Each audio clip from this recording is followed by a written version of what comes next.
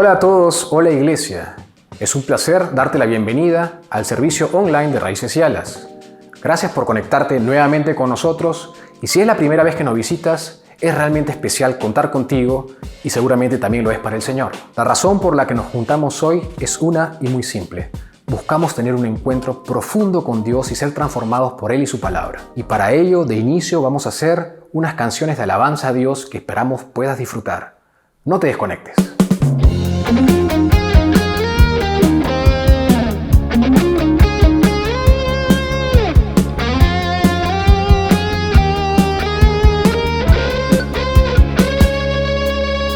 Mejor es un día en la casa de Dios que 1000 años lejos de Él.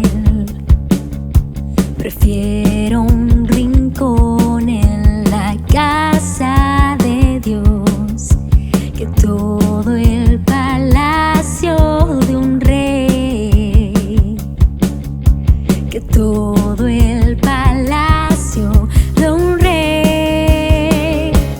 Ven conmigo a la casa de Dios, celebraremos juntos su amor, haremos fiesta en honor de aquel que nos amó. Estando aquí en la casa de Dios, alegraremos su corazón, le brindaremos ofrendas de obediencia y amor. En la casa de Dios,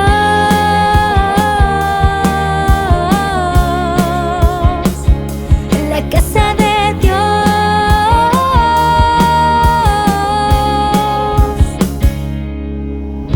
arde mi alma, arde de amor por aquel que me dio la vida. Por eso le anhela mi corazón, anhela de su compañía, anhela de su compañía. Ven conmigo a la casa de Dios, celebraremos juntos su amor, haremos fiesta en honor de aquel que nos amó. Estando aquí en la casa de Dios, alegraremos su corazón, le brindaremos ofrendas de obediencia y amor. En la casa de Dios,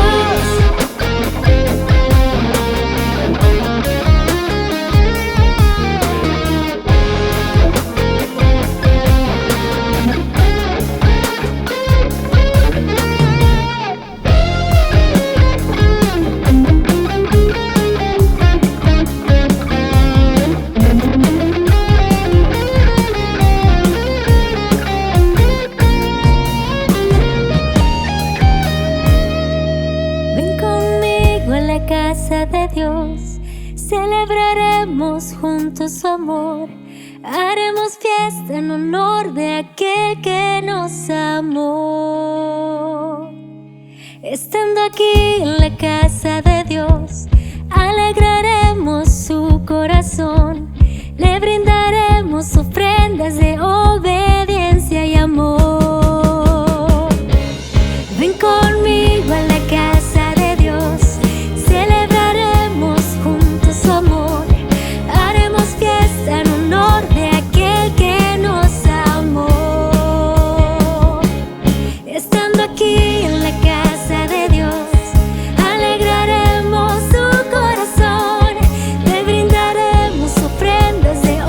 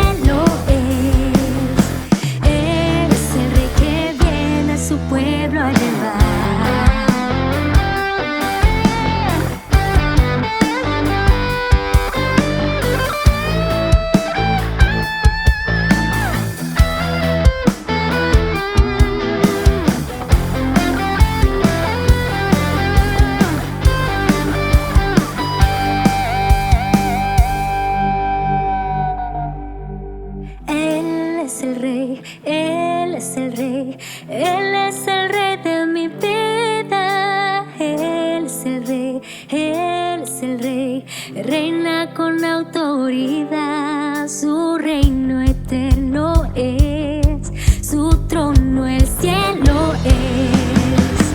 Él es el Rey que viene a su pueblo. Él es el Rey, Él es el Rey, Él es el Rey de mi vida. Él es el Rey, Él es el Rey, reina con autoridad. Su reino eterno es, su trono el cielo es. Él es el Rey que viene a su pueblo. Él es el Rey que viene a su pueblo. Él es el Rey que viene a su pueblo a llevar.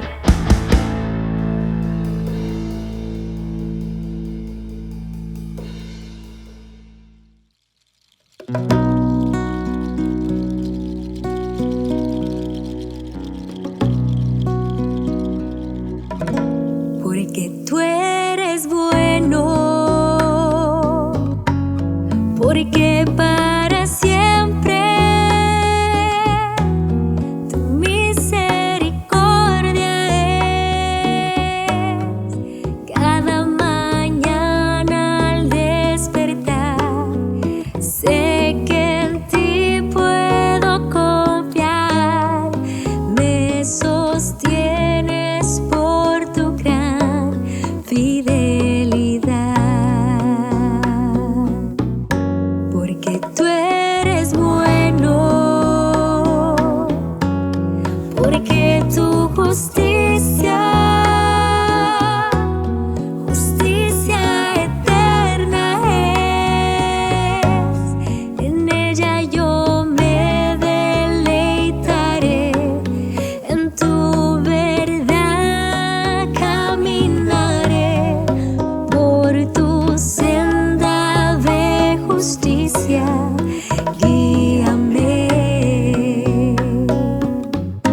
Porque tú eres bueno, porque para siempre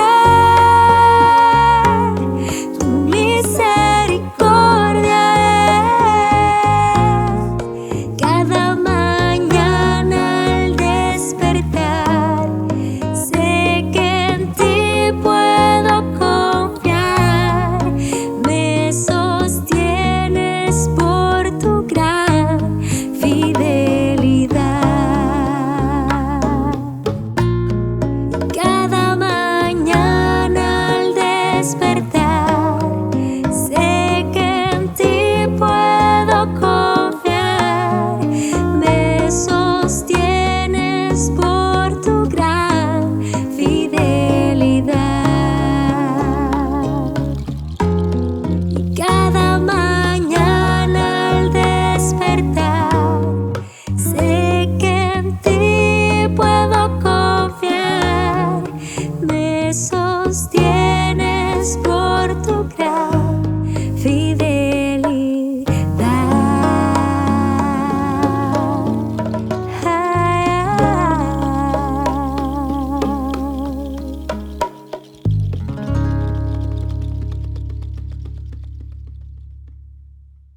Muchas gracias por acompañarnos en esta transmisión. Somos la Iglesia Cristiana Raíces y Alas y esperamos que el tiempo de alabanza haya sido de gran bendición para ti. Sobre todo esperamos que hayas podido conectarte con el Señor y estar plenamente preparado para recibir su palabra. Como iglesia solo queremos servirte, pero no solamente tenemos nuestra reunión principal, sino que también contamos con otros servicios y ministerios en los cuales tú puedes participar. Ahora prepárate para escuchar la palabra de Dios. Quédate con nosotros.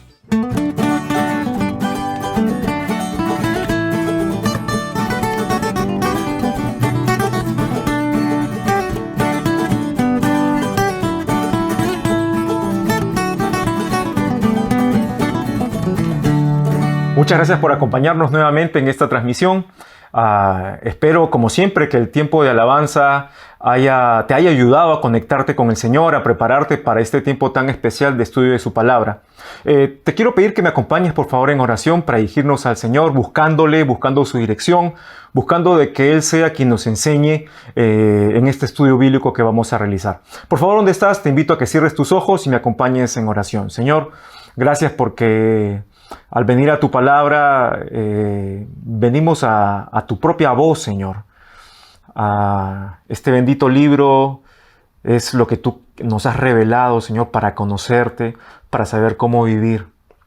Gracias, Señor, porque tú pagaste en la cruz por nosotros y nos has dado tu Espíritu Santo, pero además, Señor, nos has dado tu palabra para poder escuchar tu voz, para conocer tu instrucción para nuestra vida y obedecerla, Señor. Pero gracias porque tu palabra nos habla también de algo que estamos practicando en este momento, que es la comunidad, la comunión de la iglesia, el cuerpo de Cristo. Señor, bendice a mis hermanos, que entiendan que la iglesia es una bendición y la iglesia es una institución que tú has fundado para poder allí servirte, para poder establecerse y ejercer, Señor, los dones y cumplir tus propósitos aquí en la tierra.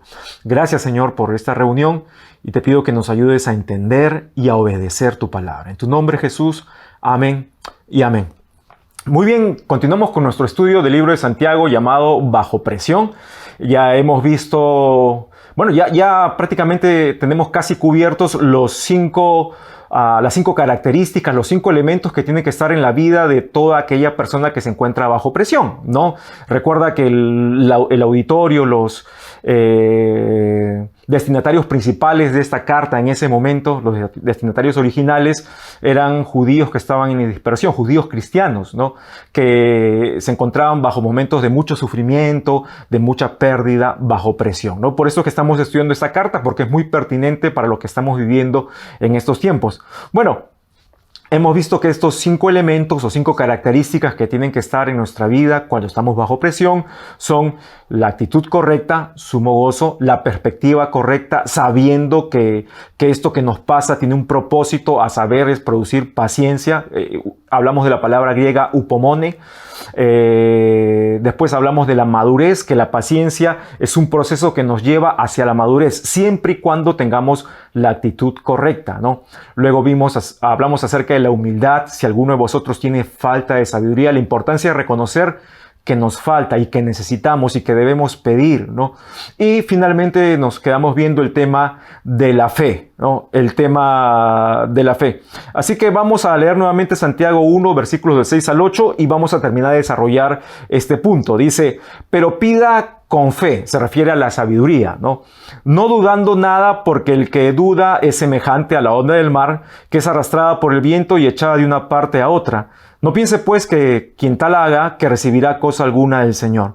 El hombre de doble ánimo es inconstante en todos sus caminos. Y vimos respecto a pedir con fe, que pedir con fe es pedir en primer lugar creyendo en Él y en segundo lugar en lo que Él puede hacer. Y no podemos alterar este orden, a pesar de que hoy en día, como dije la semana pasada, la gente ha convertido al Señor en un milagrero, en un recurso, en un empleado al cual se le pueden mandar o dictar órdenes, y el Señor no es eso, ¿no? El Señor no es nuestro plan de emergencia, no es el que nos debe enriquecer, no es el que nos debe sanar, porque si no hay de Él, si no hace lo que yo le pido. No, el Señor no es eso, es el Señor. Y eso tenemos que recordarlo. Entonces, lo primero que tenemos que tener en mente, que es creer en fe, o creer con fe, es creer en el Señor. El Señor no tiene que demostrarnos nada, ¿no? Y hasta que me muera yo voy a repetir esto. El Señor todo lo que podía hacer para demostrarnos que nos amaba, ya lo hizo, y lo hizo a través de la cruz de Cristo. Más de eso, el Señor no tiene que hacer nada más por nosotros. Pero aún con todo tiene un montón de promesas que están por cumplirse, promesas que representan una esperanza para nosotros mientras estamos aquí.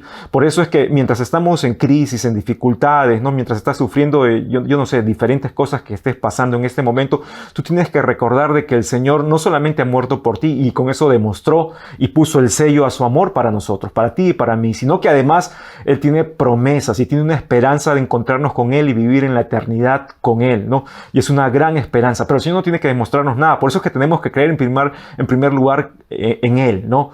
Pero pedir con fe también tiene que ver con creer en lo que Él Él hace, bueno, ha hecho, hace y va a hacer. Y es lo que Él ha prometido, ¿no? No lo que nosotros le exigimos que Él haga, sino lo que Él ha dicho que va a hacer. Y yo te dije la sesión anterior y te quiero repetir esto, ¿no? Y si puedes, apúntalo ahí y haz un letrerito y pégalo en un lugar donde veas. Donde lo vea siempre, ¿no? Y es esto, cuando el Señor dice algo, cuando el Señor ha prometido algo en su palabra, cuando Él está mandando a hacer algo, o sea, todo lo que Él ha dicho, lo ha dicho en serio. El Señor no cambia de opinión, no es que el Señor se arrepiente y de pronto dice, uy, las cosas no están saliendo como yo esperaba, el cálculo que he hecho no me está dando malos resultados, o no tomé en cuenta que las personas son diferentes, uy, no me he dado cuenta que la sociedad ha cambiado, que ya los principios antiguos no funcionan en una sociedad moderna. No, el Señor no cambia. Y cuando decimos que no cambia, no nos referimos a alguien que está obsoleto, antiguo, que es anacrónico, ¿no? Hablamos de una persona que siempre, por la eternidad, es pertinente. Por eso no tiene por qué alterarse. Lo que está bien no tenemos por qué cambiarlo nunca, ¿no? Y el Señor no solamente está bien, sino que es perfecto. Es nuestro Dios, ¿no? Dale gloria a Dios por eso. Pero esa es la primera cosa que significa pedir con fe. La segunda cosa que significa pedir con fe es que no tiene que ver con la calidad de nuestra oración, es decir, no tiene que ver con el fervor o con la duración de nuestra oración, o si oramos solos, o si hacemos una cadena de oración, o si derramo lágrimas al orar. No, tiene que ver con la calidad de la persona, la calidad de mi vida. Eso es pedir con fe. Vimos que claramente nos dice aquí el versículo, permíteme repetírtelo de nuevo. Dice, no dudando nada, porque el que duda es semejante a la onda del mar. Está hablando de la calidad de vida del que ora, ¿ya? Y es que la vida cristiana no se resume a cómo oras, sino cómo vives. Y eso hay que entenderlo, ¿no? Yo recuerdo en los inicios de nuestra iglesia, Raíces y Alas, hicimos algunos intentos, ¿no? Y yo sé que hay iglesias que lo practican y les resulta muy bien. Bueno, a nosotros no nos ha resultado muy bien, es la verdad, ¿no? De esto de hacer oraciones a las 6 de la mañana o a las 5:30 de la mañana. Y hubo una etapa en los comienzos de nuestra iglesia, algunos que estuvieron en esa etapa lo recordarán, ¿no? Donde intentamos hacerlo por unos días. Y estuvimos allí por unos días haciendo esta oración temprano. Y me acuerdo que un hermano que en esa época se congregaba con nosotros, solía hacer grandes oraciones largas y usaba palabras asombrosas en la oración, ¿no? ¿Qué te digo? O sea, no solamente palabras bíblicas, sino palabras de nuestro idioma que no son de uso común, ¿no? Y era llamativo. Entonces estábamos ahí orando y un día yo hice algo que no se debe hacer en la oración. No estoy confesando ahorita un pecado, ¿no? Para mi vergüenza. Bueno, no exactamente un pecado, sino algo que no se debe hacer, ¿no? Un día, mientras él estaba orando, yo decido abrir los ojos y mirarlo. ¿Y qué estaba haciendo este hermano? Había sacado un papel. ¿Y qué es lo que hacía? Él escribía sus oraciones y al momento de orar las leía. Y como era muy hábil leyendo, le daba la entonación correcta, pero él había escrito prácticamente un discurso para leérselo a Dios. Dios no está impresionado por las palabras que usamos. No, hay que entender esto. La vida cristiana y la evidencia de nuestra fe en la palabra de Dios, en el hecho de confiar en el Señor, no tiene que ver con la forma como oramos, sino la forma como vivimos. Y la oración es un detalle en ese tipo de vida. Por eso hay que entenderse. La oración es tan consistente y tan fuerte, llega tan lejos como nuestra relación con Dios. Y es la verdad, ¿no? Eso tenemos que recordarlo. Pero con respecto a pedir con fe, que no tiene que ver con la calidad de nuestra oración, sino con la calidad de nuestra vida, te mencioné de que la idea general de estos versículos, cuando dice pedir con fe, no dudando nada, el que duda es semejante a la onda del mar. Y el 8, el hombre de doble ánimo, te dije que la idea en el griego es duplicidad de mente, o más exactamente duplicidad de alma, ¿no? Que se puede interpretar como mente también. Y te expliqué que para poder entenderlo teníamos que recurrir a ejemplos de duplicidad de mente en la Biblia, ¿no? Y fuimos a dos ejemplos. Fuimos a ver el ejemplo de Josué, Cuando Josué en el capítulo 24 congrega a todo el pueblo ya para despedirse y les dice, saben que yo ya estoy viejo, ya me voy a ir, y hace toda una recapitulación de la obra de Dios en la vida del pueblo, desde que no era pueblo de Israel, ¿no? Desde Taré, el papá de Abraham, y después les confronta y le dice, vuestros padres sirvieron a otros ídolos, remontándose precisamente a la época de Taré. Pero ahora llegó el momento, ya están en la tierra prometida, es el momento de que se definan a quién van a servir, de qué manera van a vivir, si van a darle la gloria a Dios, si van a obedecer a Dios o van a seguir viviendo para ustedes mismos y para los dioses que adoraron sus padres, ¿no? Y les dice, es un momento de decisión, tienen que decidir. Y de Josué 24 nos pasamos a 1 Reyes 18, ¿no? Y con un intervalo de tiempo de más o menos unos 400, 500 años a ver la vida de este profeta Elías, ¿no? Y Elías ya no le estaba hablando a un pueblo unificado como le estuvo hablando Josué, sino a un pueblo dividido en el reino del norte y el reino del sur. ¿Te acuerdas? Esto sucedió en el reinado de Roboam, hijo de Salomón. Y bueno, Elías era un proscrito por su fe, ¿no? Y esto es, hermanos, algo que hay que entender. No debemos sorprendernos. Y esto que te voy a decir, yo lo he mencionado ya muchas veces y seguramente tú lo recordarás. Tú dirás, qué pesado este pata que está repitiendo. Pues, en realidad el mensaje de la Biblia es siempre uno mismo, ¿no? Uno solo. Y nosotros tenemos que entender que si Dios nos repite y nos repite y nos repite es porque seguramente no lo hemos aprendido bien.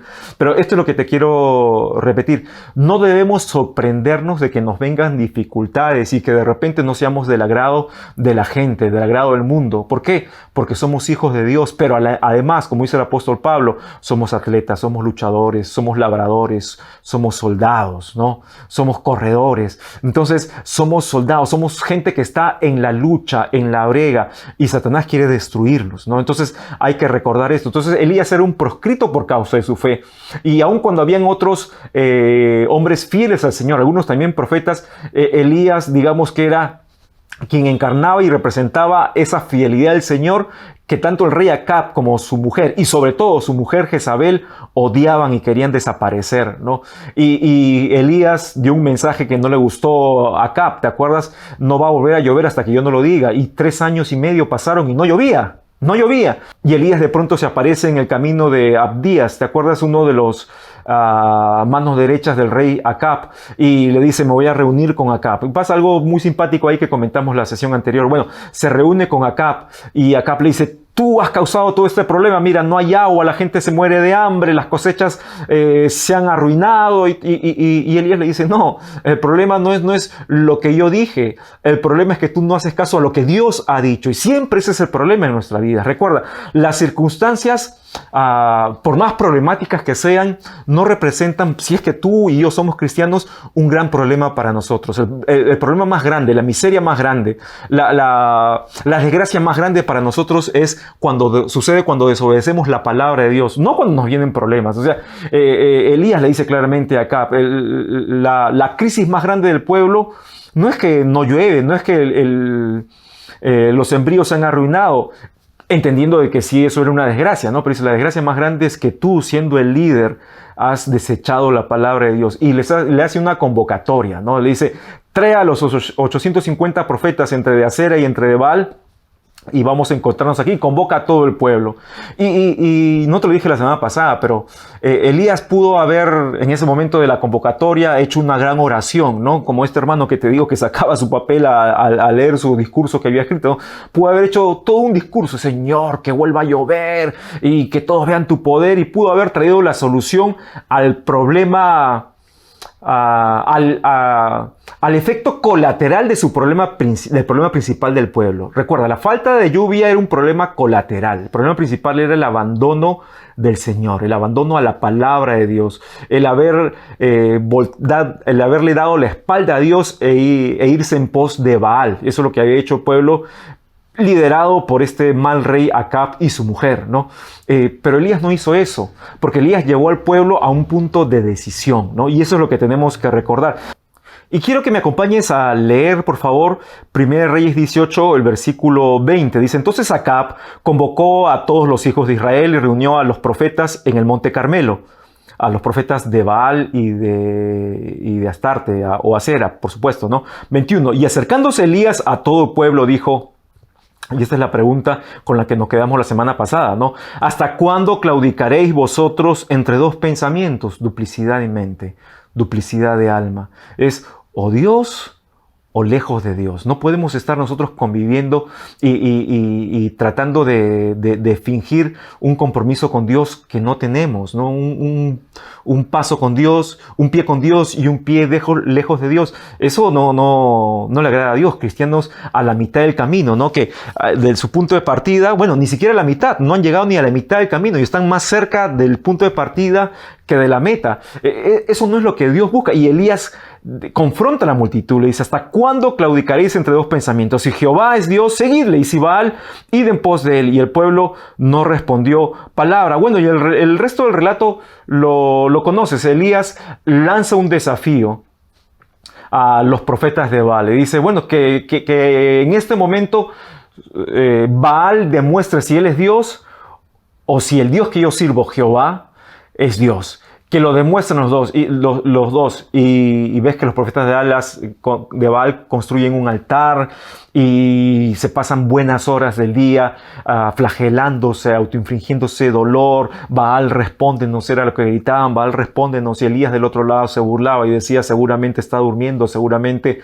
es Dios y tiene muchas ocupaciones, ¿no? Entonces seguramente ustedes tienen que sacar su ticket y esperar que él los atienda, una cosa así, ¿no? Y después que ellos tuvieron este fracaso, Elías se pone junto al altar que había construido para Dios, el cual había estado arruinado, según dice aquí la escritura. No hay una enseñanza muy bonita ahí, no tenemos tiempo de profundizar. Bueno, el asunto que manda incluso que derramen agua, que construyan una especie de canal, un surco alrededor del altar, y también ahí que chorree el agua, y Elías hace una oración, ¿no? El reto era que Dios mandaba fuego del cielo sobre el sacrificio correspondiente. Baal no respondió, por supuesto, porque no era Dios, no es Dios. Solamente hay un Dios verdadero y es nuestro Dios. Y cuando Elías ora, cae inmediatamente fuego del cielo. Y yo quiero que me acompañes a ver la respuesta del pueblo ante esto. Vamos a leer desde el versículo 36, por favor. Dice: cuando llegó la hora de ofrecerse el holocausto, se acercó el profeta Elías y dijo: Jehová, Dios de Abraham, de Isaac y de Israel, sea hoy manifiesto que tú eres Dios en Israel y que yo soy tu siervo, y que por mandato tuyo he hecho todas estas cosas. Respóndeme, Jehová, respóndeme, para que conozca este pueblo que tú, oh Jehová, eres el Dios, y que tú vuelves a ti el corazón de ellos. 38. Entonces cayó fuego de Jehová y consumió el holocausto, la leña, las piedras y el polvo. Y escucha esto, dice: y aún lamió el agua que estaba en la zanja. Viéndolo todo el pueblo se postraron y dijeron: Jehová es el Dios, Jehová es el Dios. Pero miren, tuvo que haber una señal para que el pueblo pueda tomar un compromiso. ¿Por qué? Porque tenían duplicidad de mente. De Josué aprendemos que el compromiso no puede ser nominal. ¿Te acuerdas que Josué le dice al pueblo: escojan a quién van a servir? Y el pueblo dice: vamos a servir a Jehová. Y Josué le dice: ustedes no van a poder porque ustedes son rebeldes. No van a poder. El compromiso no puede ser nominal. Josué le dice: tienen que abandonar los otros dioses, hermanos. No podemos servir a Dios y servir a nuestros propios deseos. No podemos tener dos agendas en nuestra vida. Una agenda para los días domingos o los días que hay que hacer cosas en la iglesia, y otra agenda para los demás días de la semana donde yo soy el Dios y no nuestro Señor. No podemos vivir así, hermanos. Nosotros estamos llamados a luchar una batalla en esta vida porque somos soldados, pero no podemos luchar dos batallas diferentes. O sea, no podemos luchar por nosotros y por Dios. Tenemos que luchar por Dios porque Él lucha por nosotros. Tenemos que recordar eso, ¿no? Entonces, recuerda, de Josué aprendemos de que el compromiso no puede ser nominal. Y de Elías aprendemos de que la demanda de señales es un indicio de la falta de compromiso.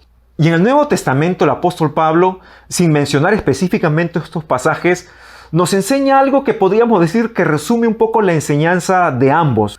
Vamos a 1 Corintios capítulo 1, vamos a leer desde el versículo 18 y vamos a ver en este pasaje que existe una diferencia de búsqueda entre los que creen y los que no creen. Es decir, los que creen buscan cierta cosa y los que no creen buscan otra cosa.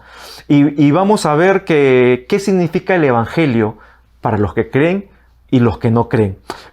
Versículo 18, 1 Corintios capítulo 1, dice: ojo con esto, ¿ya? muy atento a lo que se menciona aquí. Dice, porque la palabra de la cruz es, que dice, locura a los que se pierden. O sea, los que no creen, los que se pierden, consideran que la palabra de la cruz, el evangelio, es locura. Pero a los que se salvan, esto es a nosotros, es poder de Dios. ¿Te das cuenta de la consideración que hay por el evangelio, por la palabra de Dios, para los que creen y para los que no creen? Pero vamos a saltarnos al versículo 22. Ahora, ¿qué es lo que buscan los que creen y qué es lo que buscan los que no creen? Versículo 22 dice, porque los judíos piden señales y los griegos buscan sabiduría. Estos son los que no creen. 23, pero nosotros ya no buscamos nada, mira, dice, predicamos a Cristo crucificado. Para los judíos ciertamente tropezadero y para los gentiles locura, mas para los llamados, así judíos como griegos, Cristo poder de Dios y sabiduría de Dios. Si tú eres un verdadero cristiano, tú vas a creer, como te dije, primero en Dios y segundo que lo que Dios ha dicho en su palabra es en serio. Y tú vas a considerar el evangelio como poder de Dios, no como una locura. Habrá mucha gente que dice, ya, los cristianos en este periodo de crisis tratando de refugiarse como los tontos, como los débiles mentales, en un libro que no tiene sentido, escrito por un ser imaginario, un libro con principios antiguos y todo esto. Pero sabes que esos son los que no creen. Pero para nosotros los que creemos, este libro es la verdad, es el bendito evangelio de Dios, es el poder de Dios vivo en este libro. Pero además, y esto es lo importante, hermanos, y esto es lo que pasó, que hizo que el pueblo de Israel por tantos años y aún hasta ahora no tenga duplicidad de mente, que buscan señales. Y cada vez que tú buscas una señal, que tú exiges una señal, significa que tú realmente no crees. Aquí dice claramente el apóstol Pablo, los judíos piden señales y los griegos buscan sabiduría. Todos buscan algo de Dios. Dice, pero nosotros no buscamos. Nosotros ya lo hemos encontrado. Yo en Cristo encontré todo. ¿Sabes qué? Yo vine a Cristo sin esperanza, sin un propósito que valga la pena, sin vida espiritual, sin una familia espiritual verdadera. Vine con una condena, un rótulo de condenado a muerte, sin esperanza, sin nada. Y Cristo me tomó y me dio todo. Me dio todo. Dice el libro de Colosenses que estamos completos en Él, no nos falta nada. Entonces nosotros no tenemos por qué andar pidiendo señales. Si tú eres una de esas personas que de repente has escuchado este mensaje, y no quiero hablar mal de las personas que andan demandando señales, pero realmente posiblemente tienen un mal entendimiento, una mala enseñanza de la palabra de Dios. Pero si tú eres un cristiano de verdad y te atienes a lo que dice este libro, no tienes por qué demandar ni exigir señales. Basta con lo que hizo Jesucristo. ¿Te acuerdas? Los judíos le pedían a Jesús señal y él dijo, no se le va a dar otra señal que la señal de Jonás. Y está hablando de sí mismo, que pasó 3 días y luego resucitó, ¿no? Eso es un hecho tremendo para nosotros. Pero finalmente, tratando de responder a la pregunta, ¿qué cosa es pedir con fe? Pedir sin fe tiene consecuencias, ¿ya? Consecuencias de no pedir con fe. En primer lugar, vivir preso de las circunstancias. Dice aquí el versículo de Santiago 1, dice semejante, Santiago 1, versículo 6, dice, pero pida con fe, no dudando nada, porque el que duda es semejante a la onda del mar. La palabra en griego para onda es la palabra cludón o clidón, dicen algunos, de donde viene el nombre de un viento que existe, que viene del este, que se llama Euroclidón, ¿no? Clidón. Y la idea de clidón o cludón es una ola que no es pequeña, es grande, es inmensa. Entonces lo que está diciendo aquí Santiago es de que el que duda es como estas olas de una tormenta, más o menos es la idea, o una tormenta que se va formando. Y es apropiado el ejemplo que pone Santiago porque tiene que ver con los tiempos bajo presión, con los tiempos de prueba, que parecen tiempos de tormenta. Entonces el que duda es como una de esas olas que está a merced de la tormenta. Y no importa qué tan grande o qué tan imponente sea la ola no es independiente, ni toma decisiones, ni tiene voluntad por sí misma. La ola depende de la marea, depende de la fuerza del viento y depende por último de la inercia, ¿no? Porque se levanta y cae. Eso es lo que pasa con la ola. Y mira, una persona podrá lucir muy enérgica, muy fuerte, podrá parecer que sabe mucho, podrá parecer muy inteligente, muy capaz, pero sabes que si no cree en la bendita palabra de Dios, es como esa ola que por más grande que sea en una tormenta, no tiene voluntad. La tormenta decide por él. Y es una lástima porque cuando nosotros no pedimos con fe, vivimos presos de las tormentas. Las tormentas hacen con nosotros lo que les da la gana. En contraste, cuando uno cree en Jesucristo, uno está como abrazado a un ancla. Acompáñame al libro de Hebreos, por favor, capítulo 6.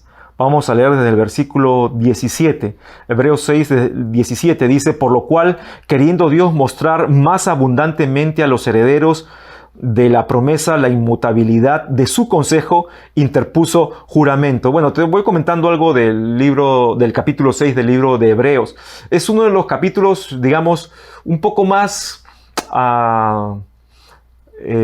reflexionados, estudiados, analizados por ciertos versículos allí que podrían poner en tela de juicio una enseñanza central de las Escrituras, que es la seguridad de salvación. Porque si la salvación es por gracia, por medio de la fe y no depende de nosotros, entonces no hay ninguna forma de perderla, ¿no?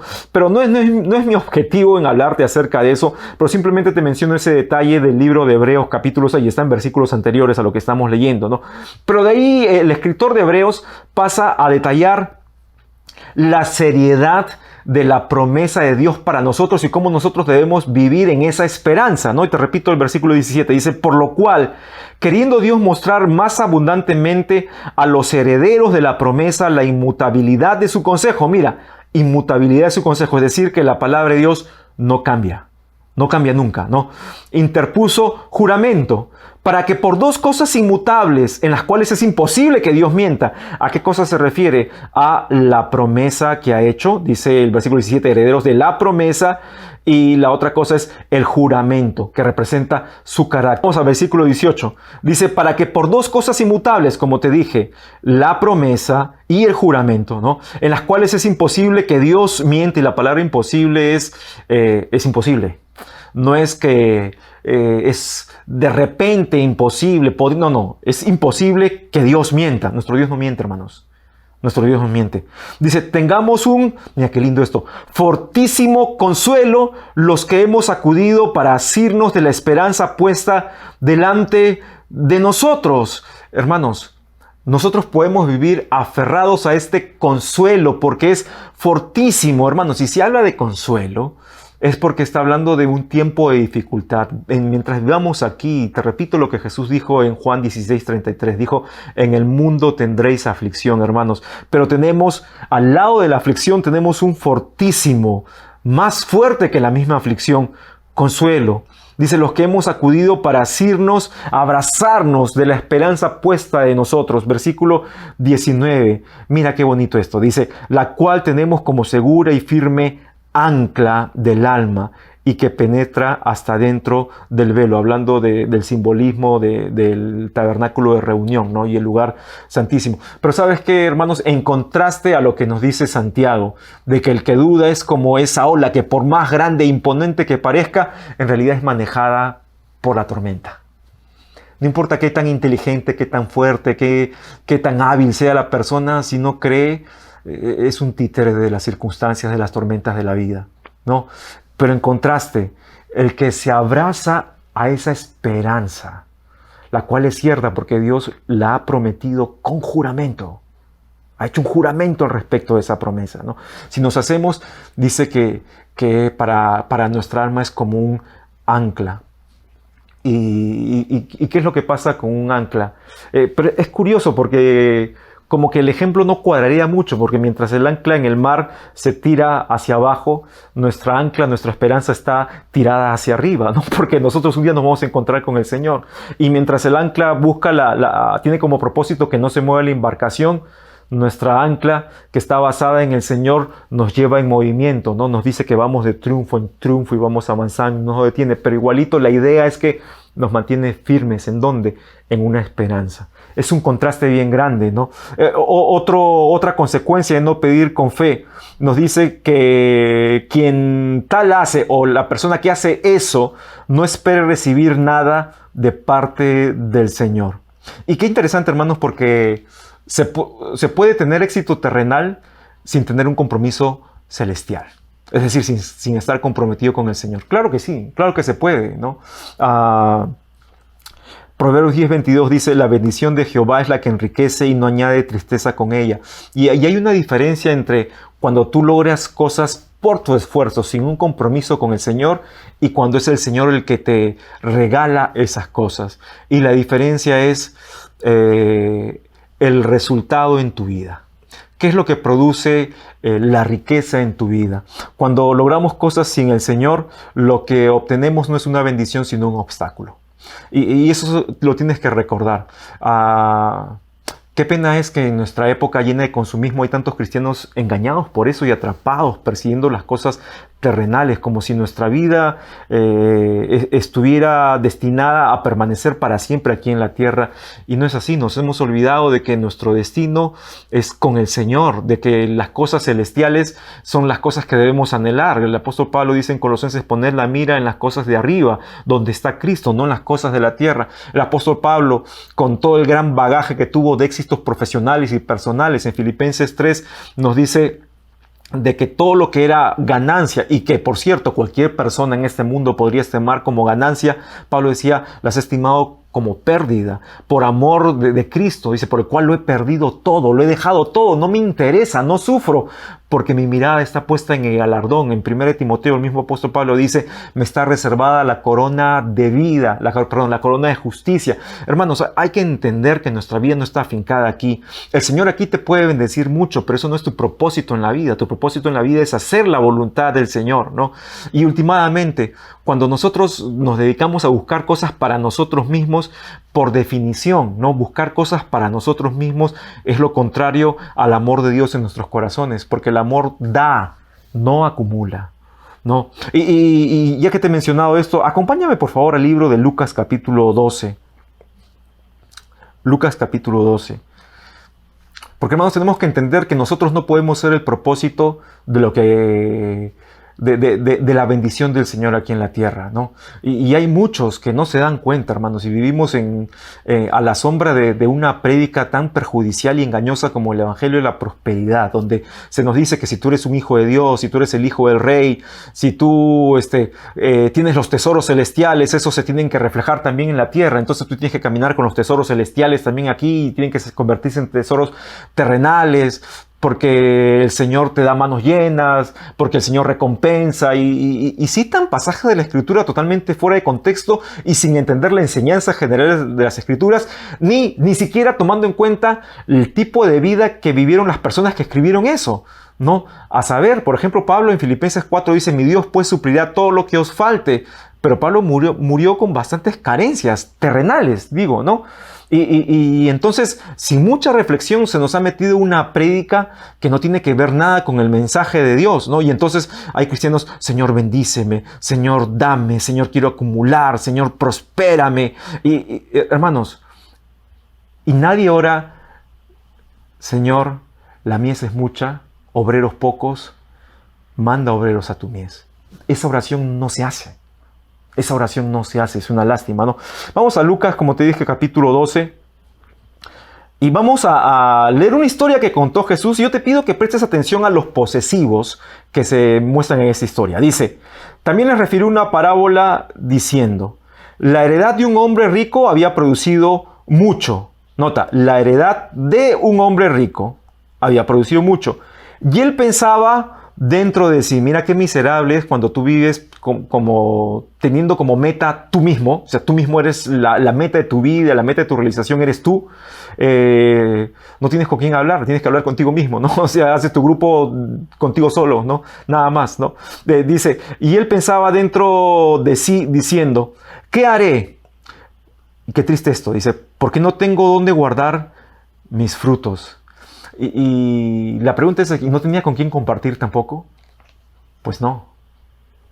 Qué triste es esto, ¿no? Versículo 18. Y dijo, esto haré. Derribaré mis graneros y los edificaré mayores. Y allí guardaré todos mis frutos y mis bienes. ¿Cuál fue su plan? Su plan es, tengo que ver cómo construye un lugar donde pueda acumular más y seguir acumulando y seguir acumulando, pero este hombre se olvidó de algo muy importante que muchos cristianos se olvidan hoy en día.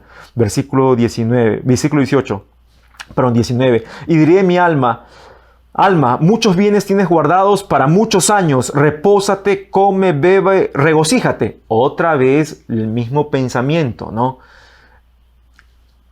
Yo tengo para vivir mucho en esta tierra. Yo tengo que disfrutar mucho en esta tierra. Yo tengo que preocuparme de que no me falte nada en esta tierra. Pero se había olvidado de un detalle, como te digo. Versículo 20. Pero Dios le dijo. Y el contraste siempre lo hace Dios y lo que son sus planes. Tú y yo podemos planear muchas cosas. Pero Dios es el que determina lo que va a suceder en nuestras vidas, hermanos. Y esto hay que entenderlo incluso cuando oramos. ¿A quién más le vamos a pedir salud, bienestar? ¿A quién más le vamos a pedir fuerzas, sabiduría, como nos manda Santiago? A nuestro Padre Celestial, por supuesto. Pero nuestra fe no depende de la respuesta de nuestro Padre Celestial, sino de su soberanía, de confiar en que Él sabe lo que está haciendo siempre, ¿no? Y dice, pero Dios le dijo, necio, esta noche vienen a pedirte tu alma y lo que has provisto, ¿de quién será? No tenía nadie. Porque la máxima meta de este hombre era él mismo. Y muchos cristianos viven teniéndose a sí mismos como la máxima meta de su vida. Y te invito a que reflexiones en este momento, porque esto es parte de no creer, de no recibir nada de parte del Señor cuando tú te lo tratas de dar por tu cuenta todo el tiempo. Y te has puesto a pensar que de repente tanto estrés, tanto sufrimiento, tanto comerte las uñas porque tu cuenta bancaria no crece o porque esta pandemia te ha hecho ponerte en una crisis financiera, de repente no tiene sentido porque este es el plan de Dios para tu vida. Y recuerda, en todo caso, el destino de tu vida no está aquí en la tierra, sino que está en la eternidad, donde no te va a faltar, ni me va a faltar a mí, nada. Gloria a Dios por eso, ¿no? Entonces, mucha atención al origen y destino de lo que este hombre puso. ¿Se puede tener éxito sin creer en el Señor? Claro que sí. Pero ese éxito, eso que logras, esos logros que obtienes, no son una bendición, sino un estorbo. Por eso Proverbios nos dice que la bendición de Jehová es la que enriquece y no añade tristeza con ella. Voy a quedarme ahí nomás en esta mañana. Ya estamos a punto de terminar los 5 primeros puntos que nos enseña el capítulo 1 de Santiago. Es un recorrido, un estudio que nos toma tiempo, pero estoy seguro de que el Señor nos está hablando a través de cada estudio y espero que te haya hablado a ti también. Te invito a que cierres tus ojos, por favor, ahí donde estás, y vamos a hacer una oración. Señor, yo te agradezco por este estudio que hemos tenido del libro de Santiago. Gracias porque mientras vamos avanzando, Señor, vamos entendiendo cómo en conexión con otros pasajes nos vas revelando cosas que esperas que cambiemos, Señor. Perdónanos si acaso somos de aquellos que no creen. Perdónanos porque de repente ante los demás lucimos muy fuertes, muy enérgicos, muy inteligentes, muy conocedores de la palabra de repente. Pero en las tormentas, Señor, somos como títeres. Somos como esa ola que por más imponente que sea y enorme, la tormenta decide para dónde debe ir, Señor. No queremos ser así, queremos más bien ser anclados y, como dice el libro de Hebreos, Señor, abrazarnos a tu promesa, que nos funciona como un ancla, que nos ayuda, Señor, a mantenernos firmes, pero en movimiento. Conforme tu plan se va desarrollando en nuestras vidas, Señor, ayúdanos a entender esto. Ayúdanos de que debemos creer y abrazarnos a la esperanza en ti, Señor. Y la esperanza debemos recordar que no se va a cumplir en esta tierra, pero se va a cumplir, porque tú siempre estás hablando en serio. Perdónanos, Señor, si acaso, sin creer en ti bíblicamente, sin vivir en comunión contigo, somos tan presuntuosos, Señor, de pretender siquiera de que tú nos des algo, Señor. Santiago dice claramente, no piense que el que es así, que duda, que no tiene un compromiso, va a obtener algo de parte de Dios. Y Señor, perdónanos porque de repente somos de aquellos que viven engañados por esta mala interpretación de tu palabra que nos dice que si somos hijos del Rey vamos a tener todo. Señor, todo lo tenemos en Cristo y somos coherederos con Cristo, pero de tesoros celestiales, Señor. Y gracias porque todo lo que tenías que darnos ya nos has dado. Estábamos muertos, nos diste vida espiritual, nos has dado la presencia del Espíritu Santo, nos has dado tu palabra, nos has dado la iglesia.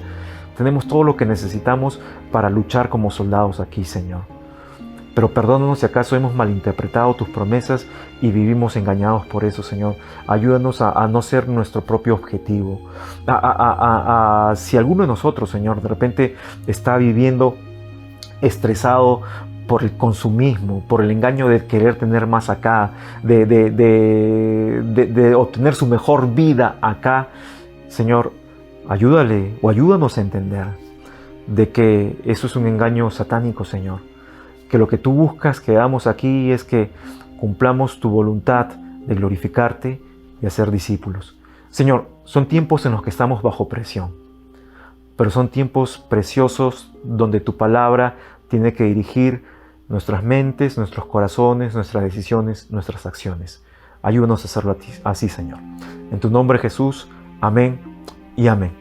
Muchas gracias por acompañarnos durante todo este mensaje. Espero que el Señor te haya hablado y sobre todo lo más importante es que puedas poner en práctica lo que has escuchado. No te vayas todavía, por favor, acompáñanos para que escuches unos anuncios que queremos darte y luego una canción final. Dios te use. Somos Raíces y Alas y queremos que sigas conectado con nosotros. Nuestra visión como iglesia es que todos los que se unen a nuestra comunidad puedan escuchar y entender la palabra de Dios para poder vivir vidas fructíferas. Por ello, ponemos a tu alcance las siguientes oportunidades de crecimiento para este mes. Cada domingo te ofrecemos la transmisión de nuestra reunión principal, donde le cantamos al Señor y aprendemos de su palabra. Puedes seguirla a través de nuestra página de Facebook. Todos los martes tenemos nuestras noches de crecimiento, espacios donde estudiamos la Biblia de forma práctica progresiva. Puedes participar de ellas vía transmisión en vivo por YouTube y Facebook. También tenemos reuniones virtuales donde podemos interactuar y las ponemos a tu disposición.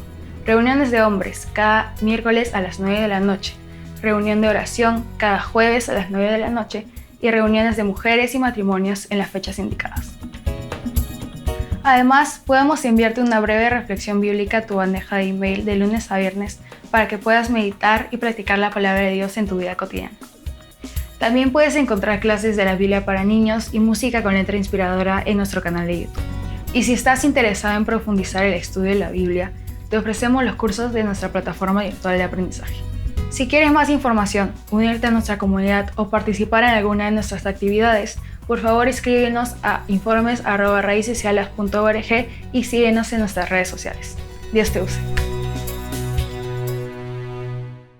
De verdad que debemos dar gracias al Señor por su palabra que nos guía y nos transforma. Te animamos a que la estudies en casa con pasión, pero además y sobre todo que la pongas en práctica en tu vida diaria. Ahora te invitamos a escuchar una última canción. Cántalo con pasión para el Señor, Él se lo merece.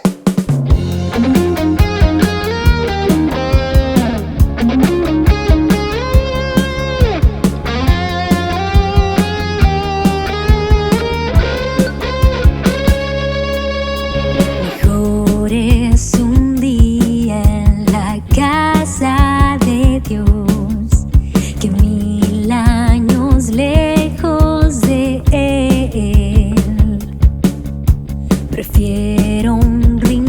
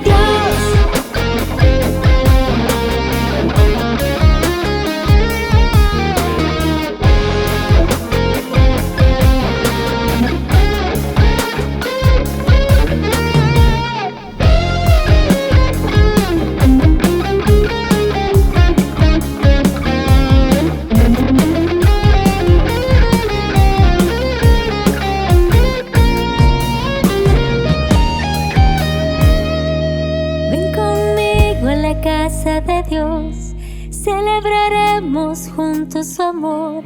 Haremos fiesta en honor de aquel que nos amó. Estando aquí en la casa de Dios, alegraremos su corazón. Le brindaremos ofrendas de obediencia y amor. Ven conmigo a la casa de Dios, celebraremos juntos su amor. Haremos fiesta en honor de aquel que nos amó. Estando aquí en la casa de Dios, alegraremos su corazón. Le brindaremos ofrendas de obediencia y amor. En la casa de Dios,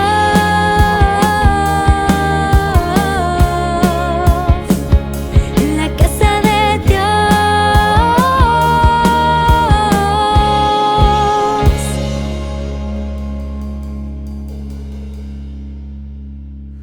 Muchas gracias por haberte conectado con Raíces y Alas. Esperamos que el servicio de hoy haya sido de gran bendición para ti y también queremos que te conectes nuevamente con nosotros.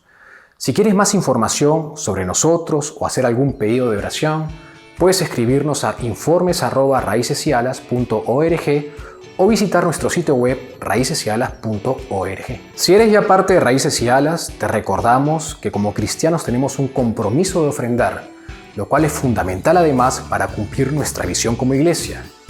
Si te has conectado por primera vez con nosotros o recién nos estás conociendo y crees que hemos sido de bendición para ti, te pedimos consideres apoyar financieramente este proyecto. En Raíces y Alas ofrendamos con gratitud y alegría como enseña la palabra, y puedes ofrendar a través de los métodos que aparecen en pantalla. Gracias por habernos acompañado y de verdad te esperamos tenerte nuevamente en alguna de nuestras actividades.